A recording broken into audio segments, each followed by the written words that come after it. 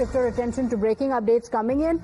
All airports are under maximum security now. A nationwide high alert has been given for all airports. So the Central Intelligence Agency have issued a terror alert for the period of 22nd of September to the 2nd of October 2025. In response, the Bureau of Civil Aviation Security under the Ministry of Civil Aviation has issued an advisory on the 4th of August, directing maximum security measures across all airports across the country. So for the passengers, this would mean longer queues at the airport. The security checks are going to take longer than usual. My colleague Isha is joining us with the update. Isha, what is the intel suggesting? What are the details? How is this going to impact the passengers?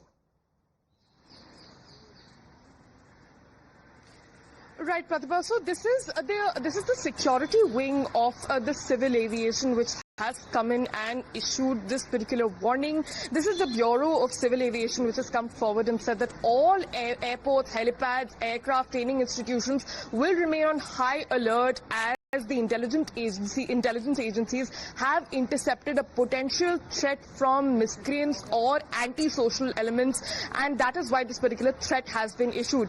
What it essentially means is that security will be heightened across all airports across India, and this is also between 22nd of September to the 2nd of October, which essentially is a time of heightened air travel, as it does include periods of Durga Puja and Independence Day. So people are going to be traveling to and fro a lot, but also all the security agencies on the ground, BSF and other airport authorities have also been instructed to work together in coherence, so no miscreant can attack any airport or cause any damage to the airports, is what we're being told. In fact, as you were also pointing out, this definitely does mean longer queues for the passengers. This just means that people will have to adhere to more security guidelines. CCTV checks will also be ramped up, and this essentially means that there is a high alert on all airports, helipads, even flying institutions is what the high alert is on.